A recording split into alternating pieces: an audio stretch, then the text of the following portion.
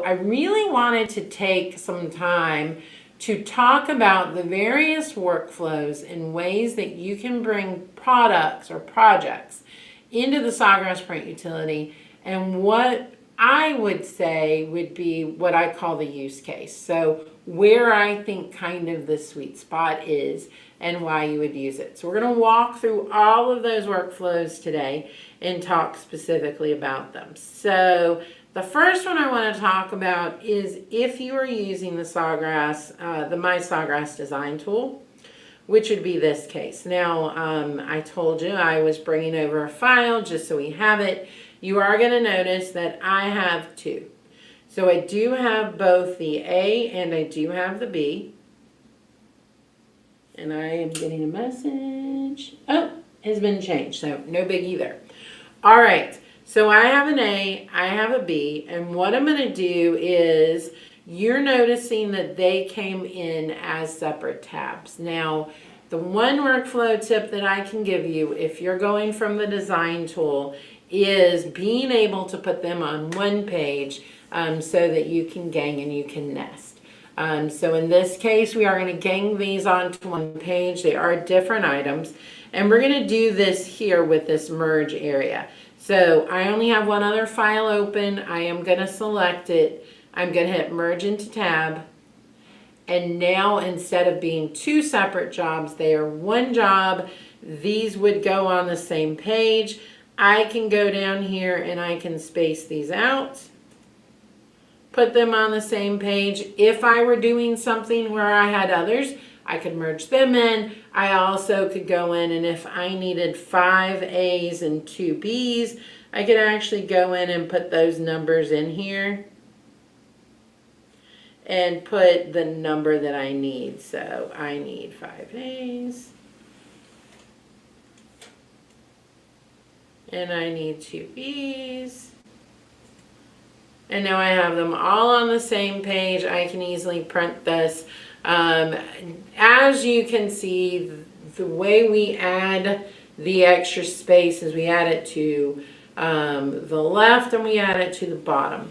So by doing that, we're in a world where you're not getting that double. So in our previous program, if you added 0.5, it would add 0.5 to the left and the right. So you're actually getting an inch, even though you wanted a ½ inch.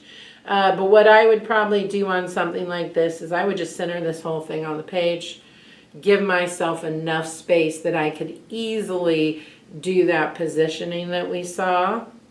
One of the speed enhancements is it doesn't immediately do it on center, but there we go. You can see that all centered and pretty. I'm ready to go. So that's kind of, if your workflow is you're coming from the design tool to here, that's what I would say goes. All right. So the next workflow is basically, well, let me close this just to show you how you would normally see it. You are bringing things in using the create button. So you are hitting create. You are going in and you're hitting add file, and then you are selecting your file. Now, I don't think I have anything fun that I can bring over. Let's see.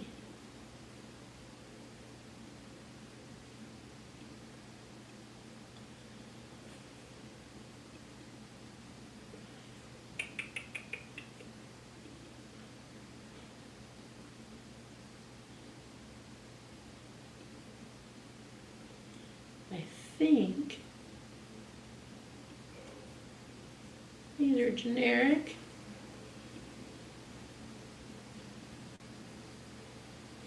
Yeah, they are. So if I were to bring two files in, it would put them on the same page. So this works well for a situation where your workflow is going to be exporting. So I would say generally you're only printing 1 or 2 things at a time. You're not doing a whole lot. Typically This would be kind of your workflow if you're using Canva and you were doing an export, or maybe you were exporting in whatever program you were using and saving it as a PNG file. This would kind of be your workflow here. And it's really simple. The defaults are the standard defaults of the system, with the exception of what you have gone in and done in settings. So if I go to devices, I can set my default printer. And then within my default printer, I can actually choose my default paper size and my default paper tray. So if my default were actually that option tray instead of tray 1, I could set this here. The other thing you can do is you can set your default paper size. So you're basically saying every time it opens, the first paper I want to see is A4, and I could set that as my default. So when you are using this workflow and you are using that create button or this plus button here, your defaults that you are seeing are set in your settings. So what can we control there? We can control the paper size. We can control the paper tray. And so those are the things that you are setting and your default printer. And that's what you see anytime you use this method. So again, if you're doing things where the product changes often, if you're only doing 2 or 3 projects at a time, those are the times where that workflow really works well. This is traditionally what I do. I typically create somewhere else, I export it. I'm going to use that create button and bring things in through the create button, and usually those default settings are enough for that particular workflow to be what I want to do. Now another method that you can use is the quick print folders. This is without a doubt what I recommend for any situation where you're doing lots of jobs at once. Also, it's what I'm going to recommend if more than one person is using the system. One of the head scratchers or stumpers that I had when I was on the support team was we actually had a person whose workflow was that one person created designs, they saved them, and then someone else on another day would actually be the person printing. We kind of kept that workflow in mind when we developed this version of the quick print folders. So whenever you install the Sawgrass Print Utility, you immediately get a folder on your desktop. That's going to happen no matter what. But what you can do for that folder is choose all of your settings. So everything from doesn't mirror to what the product is, to if you are using vivid color mode, to if you are using spot colors, all of this can be set. So everything that you drop into that folder opens up with those settings as the default, and you don't have to change them. So in a higher volume situation where you're printing ornaments with baby pictures on them and you have 20 different baby pictures that you need to print, this is your workflow. Now, what you can do and why I love this workflow so much is you can create multiple folders. So you can add additional folders. So all of your ceramic jobs could go in one. All of your metal jobs could go in the other. Now, the beauty of this is if you're doing both photo ornaments and you are doing graphic ornaments, you can have 2 different folders, and one's default color setting is photo and one's default is graphic. You're taking the guesswork out, you're speeding everything up, you're not having to make changes, and you can drop them into the specific folder. Now, you saw auto print. We're going to talk about auto print again in a second. If your settings are set and you're not changing anything and you don't need to see the preset, or you don't need to see the preview and you don't need to gang or nest, you're just doing one-offs, each one's its own page, go for it. Auto print applies all the settings, you drop it in the folder, they start coming out of the printer. So if you are in a high volume world, this is going to be really great for you. Now you saw that you can choose multiple printers. The reason you can choose multiple printers is if you have 5 SG1000s with Sublimation ink, it's going to rotate between those 5 printers if you select them.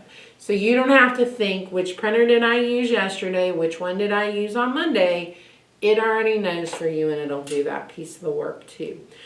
So again, quick print folders, very, very good for situations where multiple people are interacting with it and where you're doing large volumes. You don't have to stop between each and check the settings and make sure it's going to the right printer and all of that stuff. It's got it. You set in the quick print folders, you're ready to go. So this is a great workflow for anyone doing a large volume. And hopefully for all of you who sell, it's almost Christmas season. So hopefully you'll need quick print folders. The other thing you can do is you can pause them. That means you're dropping things in the folder and they're not automatically opening in the Sawgrass Print Utility.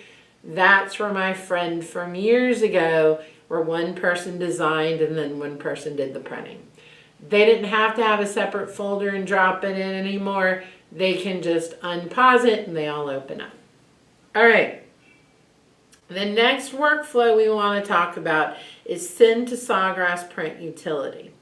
This is where you are printing directly from a program other than the My Sawgrass Design tool, and you were sending it to the Sawgrass Print Utility. Now this workflow works great if you are using a program where you're not exporting, you just want to open it and print it, great.